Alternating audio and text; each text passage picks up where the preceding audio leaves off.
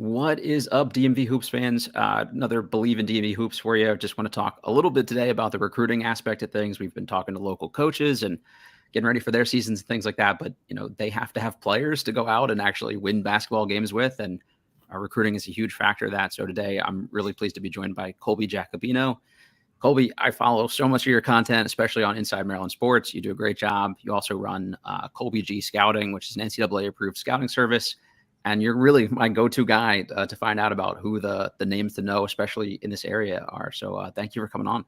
Hey, appreciate you having me, Matt. You do great work, and I love keeping up with your stuff. Not only I like that you're branching off here with the high school coverage, college coverage, which I feel like should definitely continue. But the Wizards coverage, I know it's kind of up and down. Trust me, I did a few things for the Wizards back in my journalism days and whatnot, and it's a ride. Yeah, it's a labor of love, and it's nice that basketball is like so much bigger in this area, I think, than just pro basketball, and that's not true for everywhere. So I think if you like the Wizards and things like that, presumably you care about other stuff, and hopefully we can kind of shed some light on some of these other guys that are worth talking about. So I appreciate the kind words there, and should be a fun combo for everybody, whether they're Maryland basketball fan, Wizards fan, whatever. Just these are names that they'll all want to know for the future, I think. Absolutely. All right, before we get going, let's get paid. That's always the important part here, I think, too. So we're brought to you by Stateside Vodka and their certified hard iced teas, hard lemonades, hard peach teas, hard everything, realistically, and they're all good, which is amazing. So you can't go wrong with any of their products. And brought to you by BetOnline. BetOnline is your number one source for all your betting needs. Get the latest odds, lines, and matchup reports for baseball, boxing, UFC, golf, tennis, and more. BetOnline continues to be the fastest and easiest way to place all your wagers, including live betting and your favorite casino and card games. So head to the website today and use our promo code Bleav, BLEAV, for your 50% off welcome bonus on your first deposit. BetOnline, where the game starts. Okay, so Colby, we talked about it a little bit here just on the intro. I think there's so much talent in the DMV, and obviously as somebody who's covering this firsthand, is that right? I mean, how do we stack up with the rest of the country here, in your opinion? No, I mean, I think you're 100% right on that. It's no secret. I don't think it's ever really been a secret. And I think especially over the past years and from what the basketball recruiting, stage and the social media friends has become, it's only kind of spread. Sure. With that being said, with the rest of the country finding out just how good the talent is here, of course, it's great for colleges, but it's also good for those big national prep schools. Yep. So they're often, swooping in, grabbing some of the top, ranked kids and using them to their advantage. And a lot of times, people get upset. And of course, you don't want to see a local product leave and go elsewhere, but some of these kids need it. And more ways than one. So, but no, man, in terms of the talent, even, with the top guys usually going off and playing elsewhere to at least finish out their high school career. Whether it's coaches, whether it's fans, whether it's NBA scouts, anything like that, they all know, like, when they come to the DMV and watch basketball, a lot of them are just blown away. And it's because, you go somewhere else, there might be one game that is the go-to game, or maybe one or two. You can really walk into, you can find a ton here. Yeah. Yep. Any gym. And it's the same thing. So, it's a special place for sure. Yeah, you hit on it, right? I think anytime you look at some of these Montverts or IMGs, like, their rosters are always just like stacked with like Maryland, Virginia guys. You get some of the Hampton, Virginia, like there's guys in this greater area on like every top team in the country. I would bet almost all of them have at least one, sometimes two. A couple of the names we'll get to here today, like Derik Queen is another one, probably the biggest local name in the area, I would think, at the moment. So that's pretty cool. And then obviously OTE is picking up steam over the last couple of years, and they just had a showcase this week that you attended. And there's a ton of names that are from the DMV, but also guys that are on the radar for Maryland and some of the other local teams here. So I guess, how was that event? Can you kind of walk us through what it was and what you saw down there? Yeah, it was great. Overtime Elite hosted their pro day. It was, I'm starting to lose track of my days now. It's Tuesday. Made a quick day trip down, took a flight down in the morning and a flight home at night. So it was a quick thing, but it was pretty much 3-hour block of those guys putting their players through drill sessions. Then they split off into 3-on-3 sessions, and then they ended it with 5-on-5. Okay. In terms of the turnout, man, I mean, it was It was fantastic. 29 of the 30 NBA teams were represented. Over 50 colleges were there. And, again, between both NBA and colleges represented, there's sometimes 2 or 3 coaches or a GM and a scout, anything like that. So it was packed. It was a great opportunity and a great stage for these kids to display their talents for not only the next level, but the ultimate level. The way that it was organized, I thought it was great. The way they took care of media, scouts, you name it, was fantastic. So I thought it was a great showing on their part. They have a lot of new people that are at the head of that. And even a DMV guy is the coach of one of those overtime elite teams, Doug Martin, who used to be with Team Takeover and then was with the Clippers G League team. Doug's been everywhere, great basketball mind. And now they're dipping in and grabbing some of the trainers from the area because of, their connections with the kids and then, just their backgrounds. But no, man, in terms of a overall opportunity to just go see some of the, top, talented kids from various classes, it was great.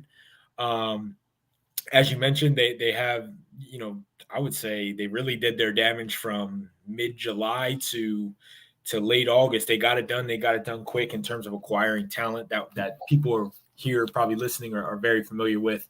Daquan Davis, who was at St. John's last year, was looking to set up to be at St. Francis.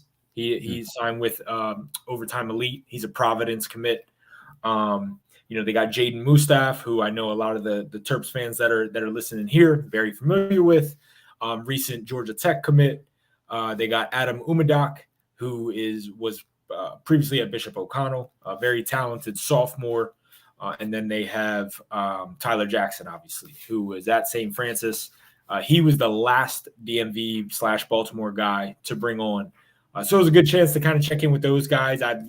Usually I see them every so often, but I haven't seen them since probably midsummer now. So it's good to just kind of check in and see how those guys are liking it, and they're loving it. The way that the players are getting treated there and the professional route. So it's definitely it's headed in the right direction down there, which is good news for them. Probably bad news for the local hoops fans that are hoping that the top guys stay.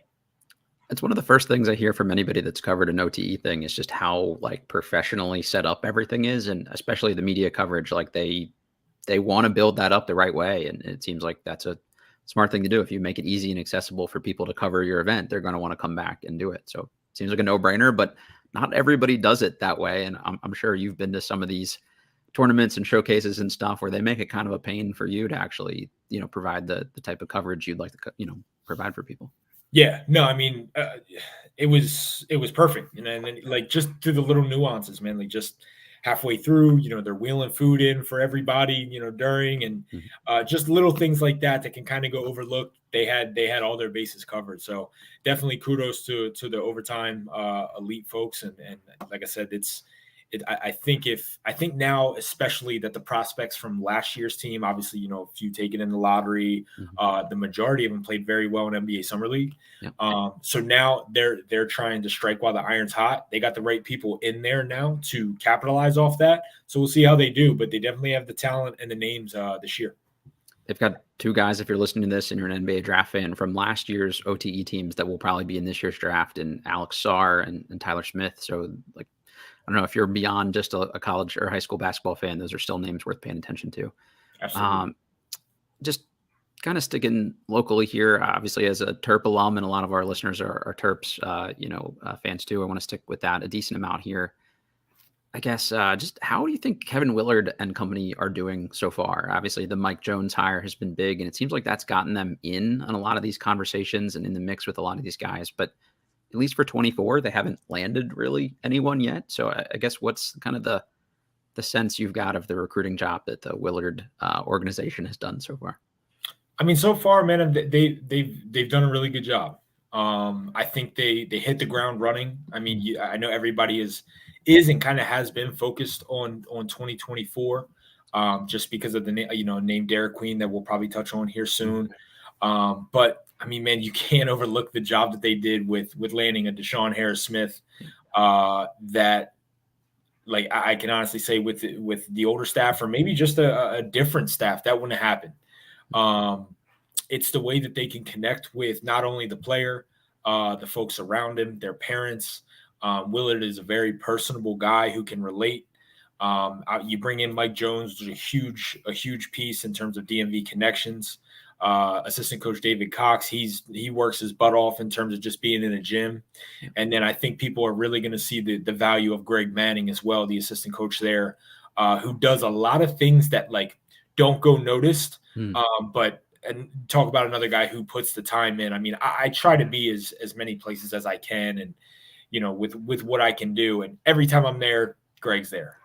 So in terms of like a just an effort standpoint and willing to put the time in with the kids and again, people around these kids, which ultimately can get you the prospect. They have all their bases covered. I think night and day, obviously a lot of the coverage that I do for Inside Maryland Sports is catching up with these kids fresh off their visits, and the feedback from this staff to the previous staff, it's just night and day. Even if you kind of know that the kid isn't going to be a Maryland guy, they still speak highly of their experience. They speak highly of their back and forth with the staff and their effort in recruiting them. So I think that's huge. I think on the floor, man, I think that kind of speaks for itself too. They have a great year last year in terms of that, whole new staff coming in, expectations. And I think, something that's kind of been glossed over too is how many guys are staying or how many guys did stay when Willard came on board. We're living in a day and age now where rosters implode no matter what, and no matter how good the team was the year before. So to say he was coming in, shake everything up, and have those guys buy in was huge. I know we're not going to like dive too deep into the Terps upcoming season in terms of like how they'll do, but I've always been a believer, like if they were somehow, and I don't think this had anything to do with Willard and the staff, but if they were somehow able to keep Hakeem Hart, I think that's a huge game changer in terms of where they project this season. But just to kind of piggyback off the local product, Jamie Kaiser is killing it this preseason. That's what I keep hearing. The overseas trip, he was the guy.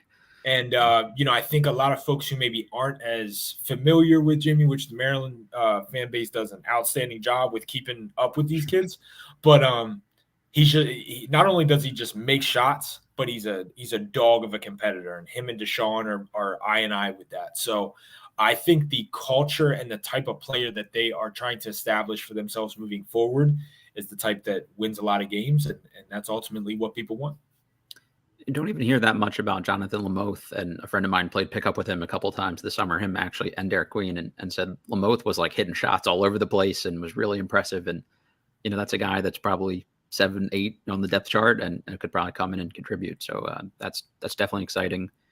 I think the conversion rate we talked about here a little bit for 24, we'll get into that, but it's not, you always hear the expression about like it's not horseshoes, being close doesn't do anything for you, but I actually think it helps for recruiting, and love your feedback on this. Is just, if you don't always get everybody, obviously that's not great, but sometimes just like what we talked about, like a prospect having a good vibe from the visit, they tell that to their friends and they give good feedback to other prospects and younger, teammates and things like that who might be looking at it. And I think there's a trickle down effect from that. If you're in the mix for a lot of high profile guys, even if you don't get them all, that still establishes you more as a recruiting power and someone who at least has a presence, belonging with the Kansases and the Dukes and people like that in some of these recruiting efforts.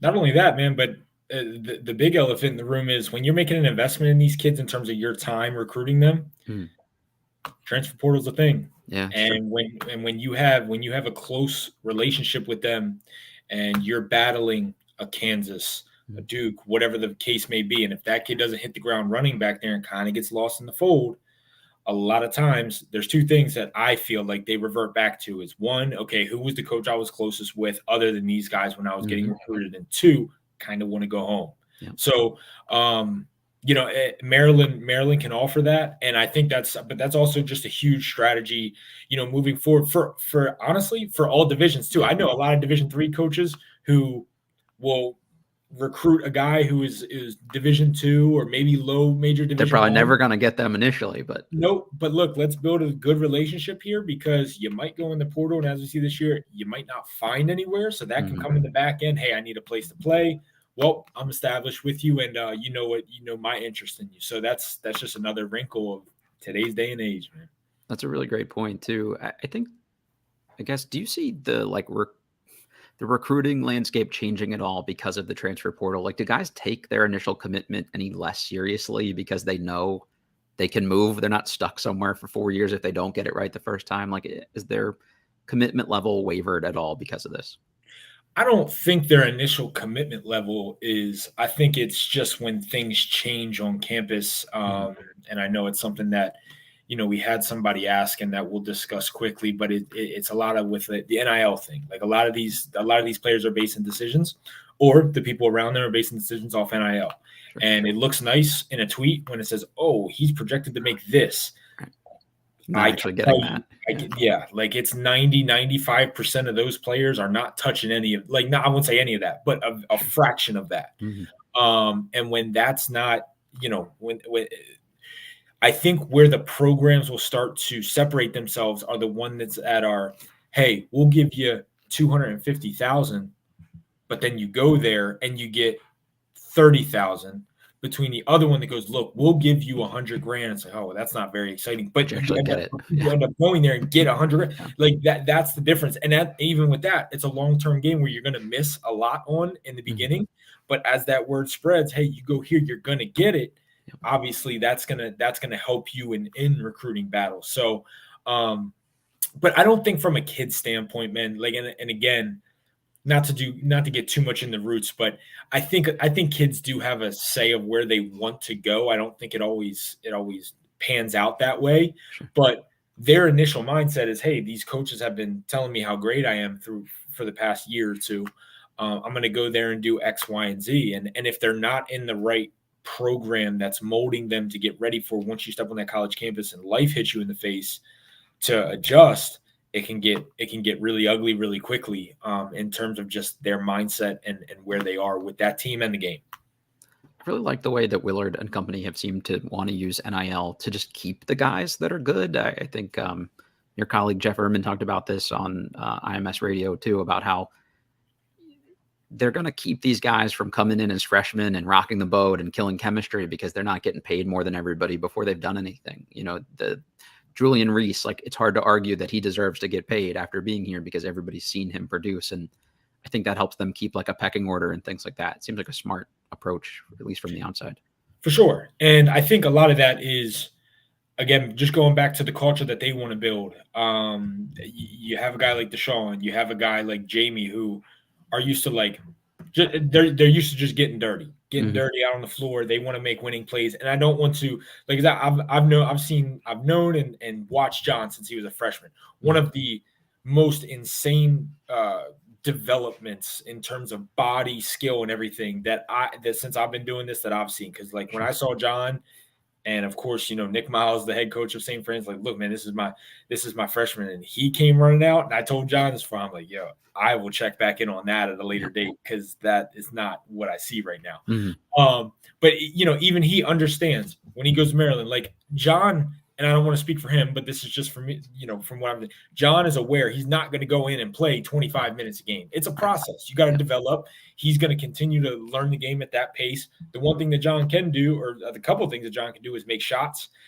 He's very coachable, and he's an excellent kid. So that reflects in the locker room. With this whole NIL deal, you get a couple of, whether it's the kids or the people around the kids that are just all about the money.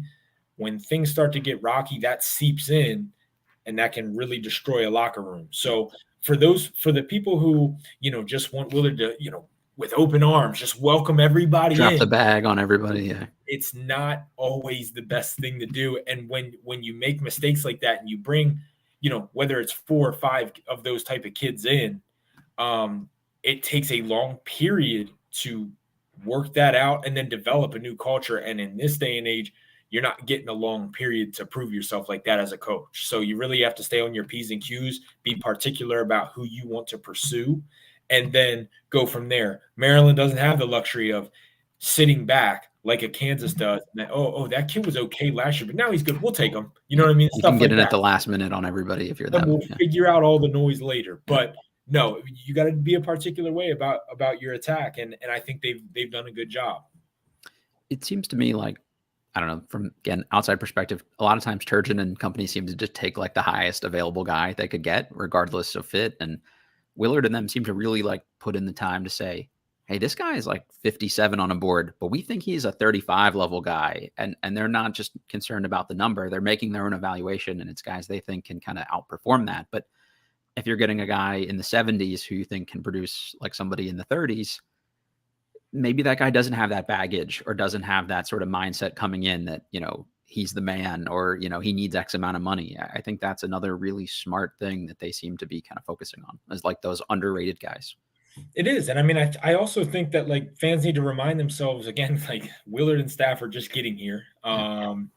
They're still getting themselves settled. And when you look at it, when they're in a recruiting battle, I mean, you look at, Jamie Kaiser, look at him. I mean, he was, Indiana did a great job with him. Mm-hmm.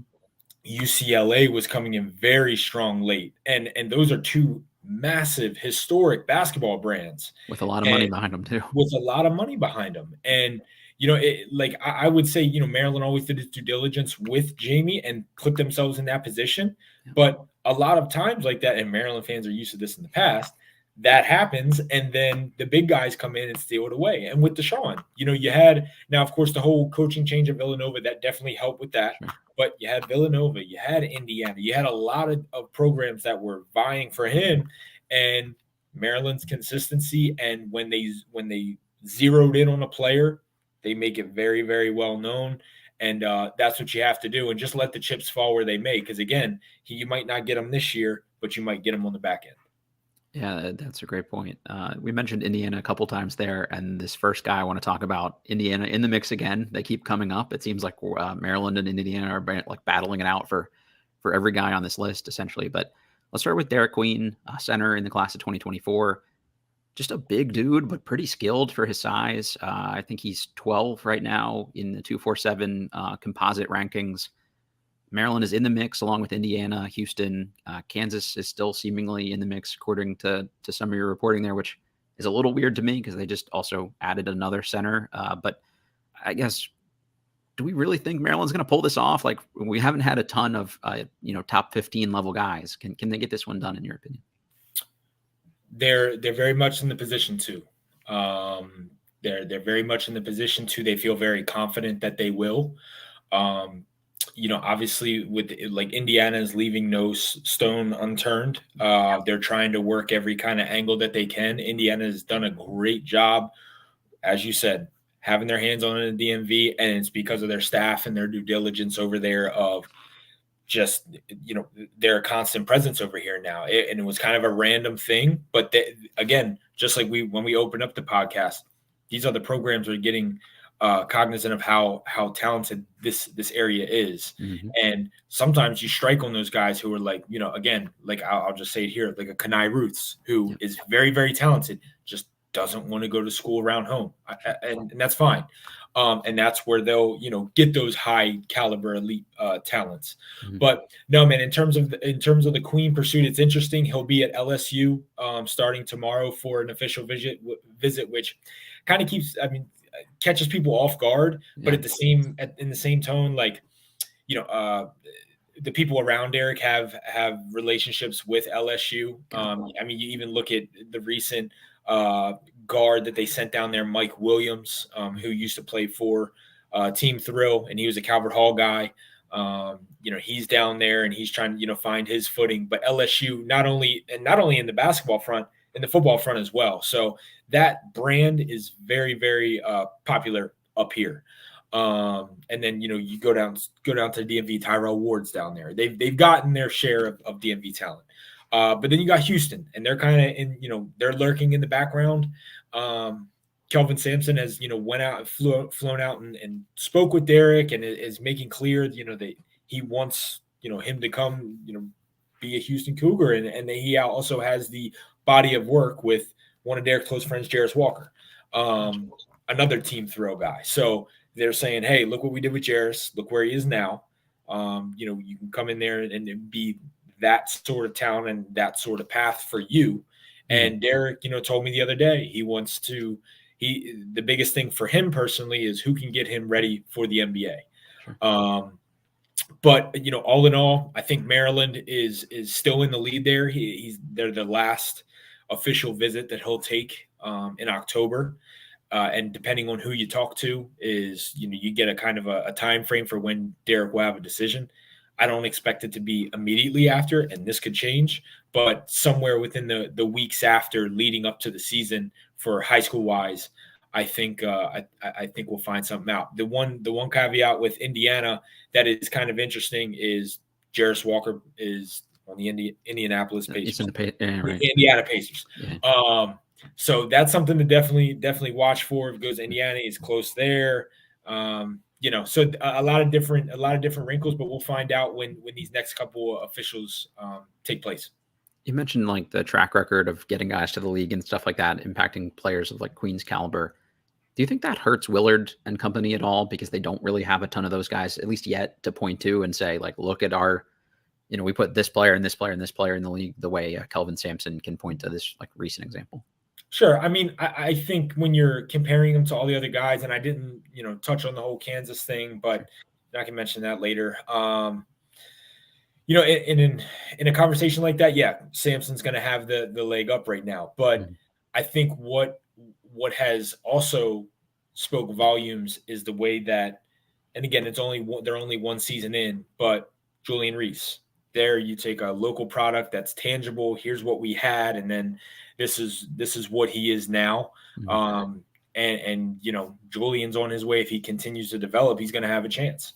And then you have another local guy, Jameer Young, who obviously spent his most of his college at Charlotte, but now he transitions to Maryland and blows up. And I think if Maryland doesn't have Jameer Young on the roster this season, as well as Hakeem Hart, I think this is a totally different conversation in terms of where they are. But no, they're clear in that they want to keep the DMV talent home, develop them, ship them off to the league.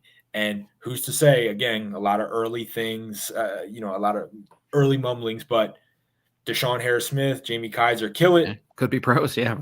Even if, and I think in that sense, even if they just get some, if they get a combine invite and want to go through the process or whatnot, that's still, even though it could be a massive loss for Willard, it's a major win because look, we got him for 1 year and look what we did with him. Yeah, that's a really good point. And I think a lot of times as fans, we're really bummed out to lose that guy, but also it's like, well, maybe it helps you down the road. Yep. You mentioned they had the last visit with Queen, or at least the last scheduled visit currently. That always seems to make a big dent in recruiting, or at least that's a really good sign that they're giving you a really fair shake if you're that last visit. I don't need you to put a percentage on it or anything like super specific here, but is that as good an indicator as it feels like for a fan that a guy is getting the last visit here at least? Sure. I mean, if he was from what I've gathered from following the whole recruitment path of it, I'll be honest, like because Indiana, they had him up, they were trying, they had him up with McNeely, which was, strategic on their part, but early September. If you told me that Derik was visiting this week and then he had LSU and finishing up with Houston, and then maybe Kansas invited him back for a last second talk, or Bill Self made a trip down to Montverde, I would be like, okay, this is a typical Maryland story here. You know what I mean? But no, I mean they set that up just like Indiana did strategically, get you on with Liam. Maryland does that in a way where, look, with whoever they're speaking with Derik, whoever, we want you up here. Where are your other visits? When are they coming here last? And again, just like with anything, that's try to close a deal and try to leave committed. Again, I don't know if this particular recruitment will happen like that, but those are usually, as you mentioned, a lot of these recruitments are wrapped up in that last visit. We've seen different things happen, but more times than not, it's a very good sign. And I that was my biggest thing when I was speaking with Derik and other people were like, okay, when's that Maryland visit? Because if it wasn't last, I would have been a little bit worried if I was a Terps fan. Yeah, no, that's a great point. And the only other person I seem like they're like super in the mix for that's definitively class of 2024 is Matthew Hodge. Hodge just had a visit. Seemed like that went really well.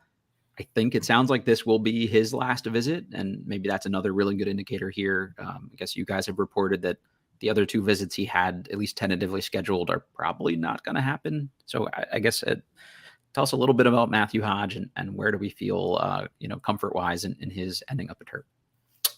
So the point that you brought up earlier in kind of their approach to getting a guy who might be in the 70s, I'm not sure right off the top of my head where Hodge falls in the 247 sports. I think he's maybe in the early. He's 92 right now. Okay, I was gonna say early hundreds because there's a couple other ones where he's in like the early hundreds. Yeah, he just moved up into the top 100. It sounds like. Yep, much better than that, and he's going to be a much better college player. I'm not saying he's going to come, wherever he goes. Hodge is the type of guy to me, and I've seen him a few times live, more so a lot on film. Spoken with him several times, but a lot of what Matt Hodge does translates to the college level, just in terms of small habits, how to play the game, making the extra pass, making the extra rotation defensively, being able to do multiple things, shoot, score, pass, and then his size, 6'8". He continues to get bigger in terms of, putting on mass. And, if you were to base it specifically off the film watching with PSA Cardinals, you might not be that blown away. But when he is, with his high school St. Rose, where he really took off was this June during the Scholastic Live period, and where all the high majors really got to see him play in a role where he's like the go-to guy, the primary option, and he can make a lot of different things happen. So when you start to predict or try to put in a box him playing along with like Queen, they're fine. Like a great fit. Yeah, they're interchangeable. A lot of time, and Queen with Derik, like he's still. See, when he was a freshman at St. Francis, you would see him a lot more out on the perimeter. And these past couple of years at Montverde, they put him down in the post, and that's fine because that's where he's going to ultimately belong. But he, every now and again, face up from the high post, make things happen, sort of like the easy, fruit to grab, which is like a Jokic type. Mm-hmm. But Hodge is a guy who can really, more so set the screen, pop out, catch at the top of the key, and he can do multiple things. And in the way that Willard wants to play, and in today's game of just having mass versatility, that would be huge. In terms of where he stands with Maryland, I know that there's a Marquette still after him, even though they have Royce Parham on the way. Is Villanova in the mix there too? Villanova's in the mix as well. They seem to love all the DMV guys also. Not that Hodge is a DMV guy the same way, but you know what I mean. Sure. No. I mean, he's a target. And again, I don't want to go too far into this, but with what happened with what unfolded with Cam Whitmore and Villanova, that's definitely something to watch in terms of long-term, because they were a very heavy presence in this area. So we'll see how that unfolds, but nevertheless, they're in it with Hodge. And I'm sure, this, Matt, from reading on the site with Jeff's done outstanding coverage on, but Mike Jones and Matt's father were roommates and teammates at Old Dominion during their playing time. And that was not only will the Maryland probably work Marquette's got Royce going there, and Xavier's also in the mix too. I didn't mention them. But they have the connection of, hey, Matt's coming over from overseas. I want him to be somewhere comfortable with somebody who I trust. And you have an entire, lifetime relationship if you're sending him to Maryland and Mike, and obviously they're going to have a need with Dante Scott, going off the board. So I think Maryland sits in a really good spot. Before the visit, I'd be like, they have a shot, but after the visit and just kind of, finding some things out, I think it's definitely on the up and up in terms of where they stand in that pursuit. Oh, that's great. They've got to land somebody from this group, and Queen is still a pretty big question mark, even if there's confidence there. There's a lot of the teams we mentioned in the mix, so you can never really rule out. So landing someone really solid like Hodge, who, if Julian Reese is back next year, they seem like they would fit really well together. You can replace Dante Scott. That's a big addition, I think. Also, the important thing to mention with Hodge too is just his younger brother Jaden is a top 30-ish level recruit in the class of 26, especially if you've got kids, new to the U.S. I would think if Hodge is a multi-year college player, it's probably appealing to them that they could potentially wind up at the same place. I don't know if necessarily the same schools are recruiting both kids, but the fact that Maryland is in the mix for both and they have that Mike Jones connection seems like that might play into it at least a little bit. No, it is. And like I said, I've talked with Matt before. That's something that I had spoken about because, like him, Jaden really started to catch some eyes in the month of June. Mm-hmm. And I asked him, I was like, hey, man, is that something that you guys talk about? Because, again, some friends, some brothers, they're like, hey, I want to do my own thing for my own path, which is respectable. But no, I mean, Matt described it as it being a dream. You know, he would love to play with his brother in college, and you know, Jaden is a very, very good prospect. Not to say that Matt isn't, but you know, of course, upside and potential is the most valuable thing somebody can have these days. So, and Jaden has a lot of that. So not only it's not like, hey, we'll take Matt, but it's really to get Jaden. No, Matt's going to do some things at the next level, and that's I feel very confident about that. Jaden Mustaf, who we mentioned, was a Maryland recruit. His dad went here. There's some stuff there that maybe we don't get into here. I feel like maybe ultimately that's best for both parties potentially. There's a little less baggage than if he comes here. Ends up at Georgia Tech. Boogie Fland, probably not likely to end up at Maryland. Sounds like he canceled a visit. Kahani Ruth's canceled a visit at the last minute. He's out of the mix here, it seems like. But those are names that they seemed at least reasonably in the mix for, and those are top 40-ish guys. And even if you don't get any of the four of them or any of the three of them, it's like we talked about. I think there's some value to being in the mix there. Are we pretty sure Fland is a done deal at this point to not come to Maryland? I would imagine canceling the visit is a pretty bad sign. Yeah, I mean, they tried to get in late, and they were doing a good job. I mean, I just spoken with some people around Boogie, and you know, again, like I feel like when we did, you know, start releasing some content about them going after Boogie, fan base was kind of caught off guard. But you know, just speaking with people around him, and I was like, hey man, like what is Maryland's like real chances here? And they're like, look, man, they're working their butt off for him, just to kind of get involved. But just so many other bigger programs have already sunk their teeth into him, and you know, it's just one of the things where he had an established recruitment. Maryland was kind of on the outside looking in. And then I really think with Kanai, it was just really so much so he doesn't want to be around home. And again, I think it's best for some kids. But when I was speaking with him after the Will Barton elite camp in August, before he had canceled his visit, he said he's still very interested in Maryland. The biggest thing that he's looking for them is how they have a plan to limit outside distractions, is how he kind of worded it. And that's a great plan. But, you know, if you have a kid that's already thinking that way, probably not going to work. Yeah. And there's a reason why, you know, he went from Georgetown Prep out to Bishop Walsh where nothing is, and then down to you know, IMG. So he's a kid that moves around. But Kanai, I mean, I've said it before, and I'll always say that he's got a potential to be, you know, a future NBA guy for sure. He looks like a pro when you watch him play. To be that size and that athletic and move the way he does, that would have been a huge one to get. But getting the motor and the consistency with Kanai, I think will be the ultimate determining factor. But there's no doubt he's got the size, versatility, and skill. Canadian basketball kind of blowing up right now. They just had a good a good World Cup run. I'm probably going to butcher this name, so save me here if I do. Efeosa Oliogu in the class of 2025 going to OTE. But seems like he could be in the mix to potentially reclass. Give us the story on him. I'm assuming local fans haven't seen much of him yet. So what could we expect there, and how realistic is his recruitment, but also him reclassifying? Yep. Efeosa Oliogu. So you were very close. Great kid. As you said, from Canada. I remember when I was in Indy for an Under Armour event when Efeosa was a freshman, and one of the directors from Canada Elite came over to me and was like, you know, there's a couple guys that I liked on their team, and he's like, but he, you know, this kid's the one to watch. And like, first of all, I thought he was like a more of a sophomore or junior at that point, because he was built, you know, like a grown man. Sure. But you know, fast forward to now, I'll see what he's listed at.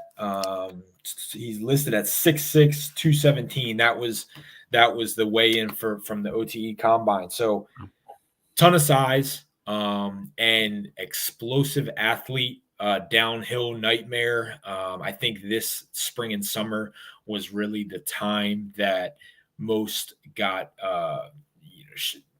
were made aware of what he's able to do on the floor. Still working on his shooting. He can, he'll make a shot here and there, but in terms of what he's most valuable at is going to be his versatility. He's a violent finisher around the rim, and a versatile defender who rebounds it really well for, a wing. And he's the type that, with his strength, you can throw at the, small ball four. And then he's the type also that I could see for the future moving up to the 2 if he can get that jump shot polish. So he just screams versatility. This is where Greg Manning has been, the first one on the scene.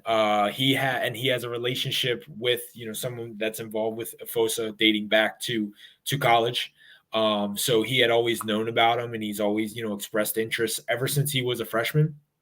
Efeosa has had a lot of things happen in his life, particularly recently, that a lot of people wouldn't be like, okay. And that's not even considering, because I don't know if you saw the news that he was going to transfer to DMV Academy, and then it seemed like a week or so later, oh, I'm signing with OTE. Right. So, a lot of changes in his life that, again, not even with the basketball part, people wouldn't be able to get through. And Greg's been there for it every step of the way. He knows that he can lean on him for things. There are a few other programs that are trying to get involved there. Auburn, Missouri, a few others too that are kind of, leaning in a little bit. But I would say, if I had to guess, it would be a battle between Maryland and Auburn for this one. And in that sort of case, I'm very high on Maryland's chances with him. I think in terms of the reclass, when I would speak with Efeosa, I think he was leaning towards reclassing to 24. Okay. He had just told me that, like, look, I'm going to see where I am kind of after the season and then go from there. But listen, life has a weird way of working when you wake up tomorrow morning and things change, and situations change and everything like that. So he might want to be just at a place as soon as possible where he's comfortable with people that he's comfortable with. And that could, pretty much boost the time frame of when he could potentially be a Maryland Terp. But it just kind of depends on where the dominoes fall for the class of 25 and how others really start to prioritize them. But Greg Manning and the staff have done everything in their power to put them in the best spot to land a talent like that, and he is a talent. It makes me nervous anytime you go up against an SEC school. They've got all the sort of NIL money down, it seems like, and Auburn, Bruce Pearl's going to bring it. But I guess, is there any factor of this as a Canadian player with where he can receive NIL money and things like that? Is his recruitment different because of that, I guess? I don't think so. That, because this is the big conversation around Zach Edey, and they figure it out. You can make it work, right? Yeah, figure it out in different ways, and there's multiple ways. And who knows, by the end of this year, with how we are with NIL, they might have, discovered even other ways to make it easier for those sort of players. But I think when you're zeroed in on guys again, and I think this is what maybe Maryland fans have to kind of get used to, because they're so used to zeroing in on guys and coming up empty-handed. Sure. This staff is going to zero in on guys, and they might get one of two, one of three, but that one is going to be really good. And then the other guys that they get just to complement whatever recruiting class are going to be guys that they believe long-term they can develop and fit the mold of being, again, like I said, with Deshaun and Jamie, those dog guys who bring winning intangibles to the table. So yeah, I think the NIL thing gets figured out, and that won't be the biggest issue. I think the biggest thing surrounding Efeosa is having people that he can trust, and Greg Manning certainly is that. Yeah, I'm glad that Greg got the basically promotion that he did this offseason, because having somebody with the ties to the program that he has and the institutional knowledge, I think, is huge. But he's also in on all these guys they've been in on, so that's great, and hopefully he sticks around for a long time here. So we mentioned that he could be class of 2025 potentially. I don't want to go through the whole 25 class, because we could probably spend another hour just on that, because it seems like such a deep class with guys locally and then guys that the Terps specifically are in on. But Any names out of the 2025 class that you want to highlight for folks, or just to even rapid fire a couple of them that they should keep an eye on, or at least do some additional homework on, or when you have writing on these guys that they should pay attention to? Yeah, sure. I mean, I'll stick with the guys who are, I don't want to just name like the biggest guys there who maybe Maryland doesn't, won't be Actually, in the in the running mix for. for it. Yeah. Yeah, but I mean, just guys that people are familiar with. Cam Ward is one of the biggest dominoes, I would say, in that I class. only saw him play once, by the way, and just loved him and was like, how Yeah. is this guy only 65 in the class? He seemed like that guy to me that if he ends up like 30 or 40, it wouldn't shock me. So what am I missing on him that he's not higher than that? I would say just more so if he elects to go to the public school route. And his father's the coach there at Largo, his mother's the athletic director. It makes a lot of sense for him to be around those type of people where, and the fun, it's a fun thing because, he's already has established recruitment. Heavy hitters are starting to get in with Cam because they know it. But like just to watch other kids from the area want to come to Largo and play with him is just completely backwards for the scene these days. Yeah. But Cam is a fantastic kid, a fantastic conversation. Doesn't matter who you are.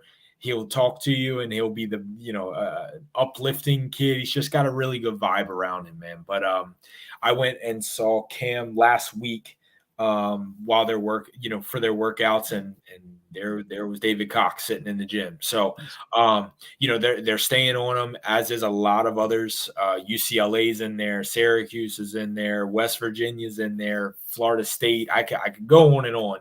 And I wouldn't be surprised, long term if a blue blood or two does get involved with them other than UCLA. But yeah, he's definitely one that I would say is one of those guys that is like, hey, this is the big chess piece from the local products that we need to keep home. And then, scanning through the rest of the area, one that has, again, been reported on IMS a lot, Chance Mallory. Kevin Willard's a big Chance Mallory fan. And so is the other staff. But and Chance has been unbelievable since, I would say, February. In terms of his progress and his overall development as a point guard. But the point guard pool of prospects in this area is thick for 25. Another guy is Nick Lewis, who I think is a guy that, just speaking from my perspective, that Maryland should make a priority for in that class. Maybe not a guy who is as high up on the rankings as maybe he should be. And I think it's because he played up on 17s with Team Takeover this summer and sort of play a ton. Right? Yeah, but still, made his impact, and it's only going to go up from here for Nick. It seems like Maryland's been at Gonzaga a good amount the last couple of weeks here, so presumably they're keeping an eye on Nick while doing that. Sure, him, and then you again right next to Nick is Derik Dixon, who's another one that kind of worked out that because Nick could have played on obviously the 16U team with Derik, but hey, we're going to move up, we're going to move Nick up. Derik, here's the ball. You show what you can do. Because, Derik playing next to Nick last year during the high school season, if you only go to a couple Gonzaga games, like, okay, Nick's the playmaker, Derik's the shooter. No, that's not more there. Yeah. So it'll be more of like a balanced attack there this year, I think, for Gonzaga. But yeah, between Nick, Derik Dixon, and then now they got the big Christian Gerdock there from PVI, who they're recruiting and will be on campus later this month. That's good.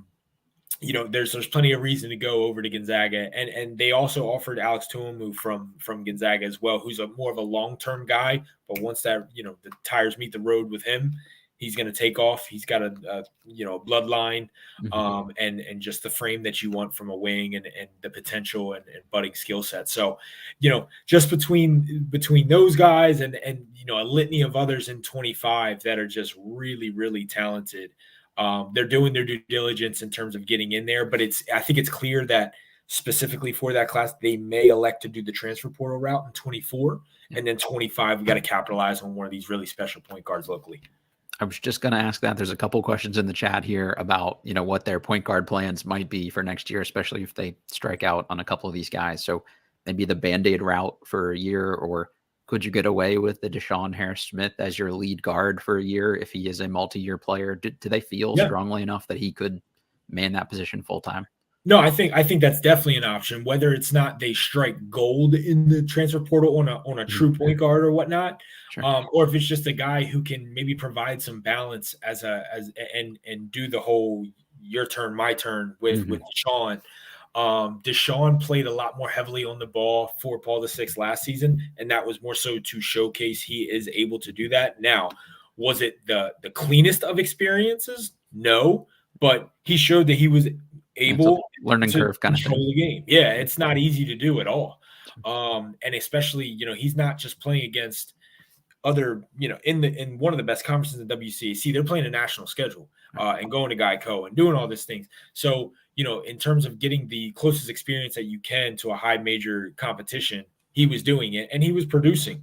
So now as he continues to polish up on those skills that he needs, who knows? I know a lot of the buzz has been, hey, he might go ahead and be a one and done. I think and in no way, shape, or form do I compare these two guys, but I think he would benefit off a similar pass, say like a Judah Mintz. He's going to hit the scene hard. He's going to blow up. Everybody's going to love him. But if you come back for that second year and really polish up on some other things, could you be a lottery pick then? Now you're going, yeah. And the thing with Deshaun is it's none of the intangibles. He brings all the intangibles. It's just the little polishing parts of his game that if he can get better, yeah, exactly. Sky's the limit. Only other name I want to throw out quickly, if there's any Wizards fans listening to this, they're obviously familiar from broadcasts with Christy Winter-Scott, but Maryland basketball fans should be as well. She's one of the great women Terps players of all time. Her son Jordan is also in the mix for the class of 2025. Anything quickly you want to throw in on Jordan? Yeah, Jordan, first and foremost, a great kid, blew up this spring, obviously, and he's taken a little bit of a different path too, playing for Virginia Elite, a non-circuit, say, UAA team, but has completely brought a buzz around it, like Cam Ward is with the public high school scene, a really, really cool experience what Jordan is doing. And he's a very loyal, faithful kid. But in terms of recruitment, I caught up with Jordan after he had his Maryland visit, and I know that the moment he and his mom were taking pictures with the jersey on meant a lot to him. Yeah, that's special. I know it hit a spot with him. I know his mom started, kind of tearing up, and you go through all that. So I think in the grand scheme of things, I think Maryland's always going to be a contender there. He's in terms of where he's at as a player, I think he is a guy who has a lot of the skill that you need. He's fundamentally sound. He knows how to play the game. As he just continues to grow into his body, become more athletic and learn how to use it. Again, he's another one, man, that has, sky's the limit for him as well. But Michigan State has been in there very early and has, for what it sunk in their teeth into him, as has a lot of others. And as we keep bringing them up, Indiana just offered, of course, yeah. Georgetown's in there. They're trying to establish a DMV base as well. The list of suitors for Jordan is going to be a long one, but if Maryland really starts to prioritize him, they can really hem home on, hey, look at the history that you have here, and this is what we see for you going forward. Because he's a guy who can come in and play the 2 or the 3, and be an interchangeable piece, and it will be a position that they need by then. It seems like something that Willard values too, is guys that have positional versatility and lineup flexibility. So makes a lot of sense. The 2026 class also seems particularly stacked locally. There's a lot of guys here that are, honestly, there's like 5 names in the top 35-ish, which is just crazy from one area. I don't want to spend too much time on them because they're years away from people knowing these names. But I guess just does that landscape of 25 and 26 looking particularly stacked, does that change a lot of what Maryland does in 24? Like, is it okay if they strike out and go big on some of these guys and don't hit on them in 24 because they have so many options, in future years? Well, obviously you want to get your guys that you want. But if I were to say, look, they need to capitalize on all these great point guards or all these great wings, like that's going to stunt your growth for the future and in landing these future kids. So you have to be very strategic in how you do it. And that's why, like, when Maryland fans are saying, why aren't they offering this kid now? Or you can't just go around and offer everybody in the class, and they all talk locally too. Right. And it's again, like, it's not just the kids. Of course, the kids are going to be excited when they get any offer, but Sure.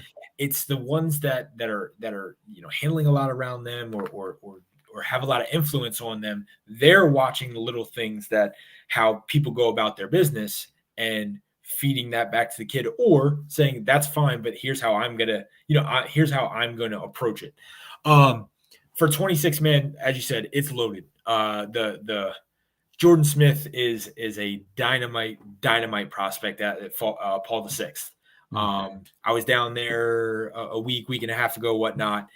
Obviously, the gym is filled with high major guys. Yeah, everybody.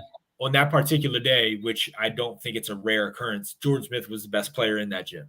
And he's 6'2", 6'3", and plays like he's 6'7".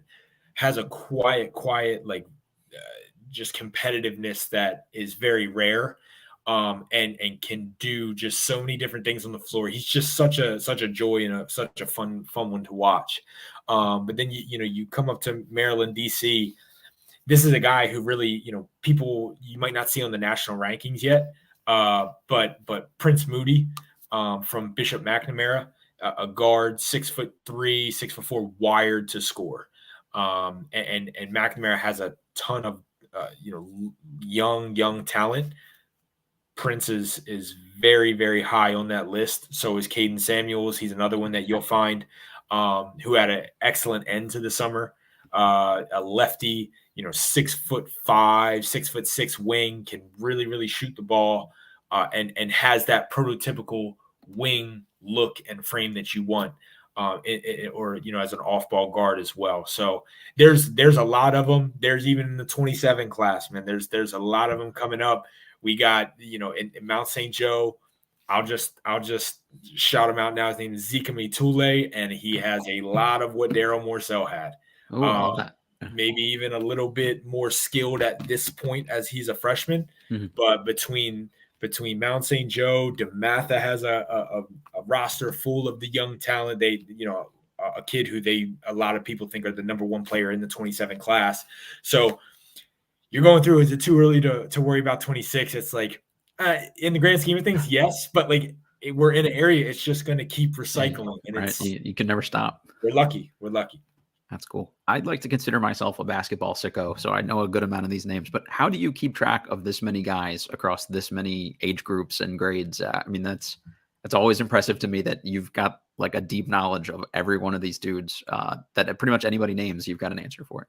It's just my passion, man. It's just something that gets me excited to talk about, to go watch, to whatever. I mean, it was just your thing. I'm sure you did the same thing, but when we're little, we're playing, PlayStation 2, and we're playing NBA Live, and you're in your season mode, and you have every guy's statistic, memorized, or whether it just be you following the NBA.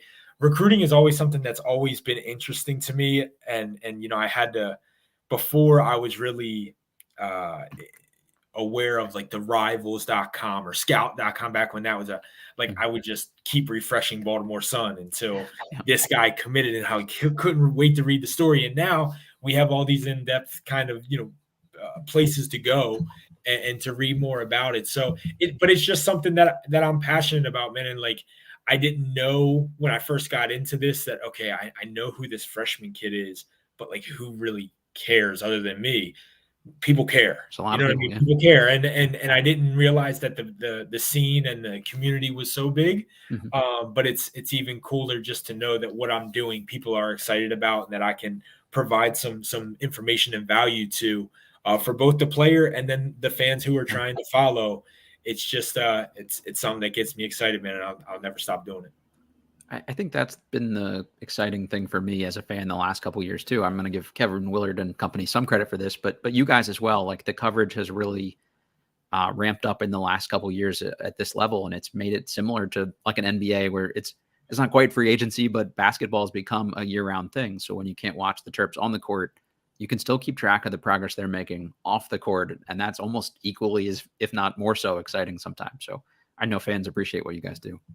No, we love it, man. We love it. And even at the high school scene, it seems like this stuff never stops. And, I'm always good for a vacation or two, but it's as long as I'm in a gym, I'm good.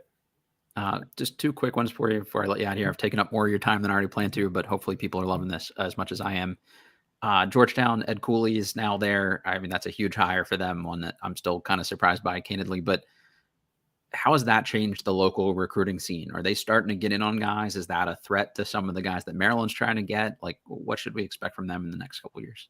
Sure. I mean, they're in the same boat that that Willard and company were coming in last year. They're trying to hit the ground running. They get Caleb Williams, local Sidwell Friends kid, who has again a lineage in his family in terms of playing high level basketball. And Caleb's a great kid who has done nothing but win games throughout his high school career, both in the high school scene and grassroots scene. And they're involved with plenty others locally. They obviously had to resort a lot to the transfer portal over when they were just coming in. But the thing that Cooley has is a lot of good relationships with kids elsewhere. And whether he was recruiting him while he was at Providence and now he's at Georgetown, they're trying to get that brand back. And I'm not too keen, or I'm not going to release the specifics on how determined they are to do that, but they're going to be determined because they invested in Cooley and they want it all to work out. They're doing it the right way in terms of trying to get the excitement back and not only just in the basketball team, but throughout campus, to have everyone feel as one. Because for a while there, it was just dormant and it was dark. And so they have an uphill battle, but I think that's why Cooley made the move. And it's not only to infuse Georgetown basketball, but himself, get that last passion back for this last run of his career. And that's going to be dipping into the DMV. And they do a great job as a staff, being in the gym a lot more. You see that Georgetown logo a lot more around here. And I think it's going to pay off for him for sure. And yes, it's definitely a competitor for Maryland going forward. The single most important question I'm going to ask you this entire time: if people want more of this amazing coverage, where can they find it? Yeah, definitely. I'm writing over it Inside Maryland Sports through the 247 network, 247 Sports Network. Definitely, find me on there. On Twitter, it's at Colby G Hoops. I'm also a lot more active on Instagram now with my scouting page at Colby G Scouting. And I have some announcements coming here in the near future, and just in terms of what's up for me going forward, with where you can find some more content that I'll be dishing out a lot of with regularity. Cool. We'll be keeping an eye out for that, and we'll make sure to post and retweet all that good stuff too. Colby, this has been great. I think nerding out on this kind of stuff is something I could do for another 2 or 3 hours. So thank you for making time out of your afternoon, and good luck with the rest of the cycle here. I'm sure there's a lot of other stuff coming up here to keep you plenty busy. Anytime you leave me, let me know, Matt. This was fun. If you want to get up again after the 2024 dust settles, and look forward to 25, whenever you need me, man, just hit me up. This was fun. Yeah, that would be great. Really appreciate that. All right, everybody, you heard it. If you're not following him already, if you're not subscribed to the Inside Maryland Sports VIP section, definitely worth the money. And I would highly recommend that to everyone. Plus, you get a free Paramount Plus account out of that. So that's a bargain. Everybody, this is Bleav in DMV Hoops. Appreciate the time. Rate, review, subscribe, all that good stuff. We're presented by betonline.ag, and we will catch y'all next time.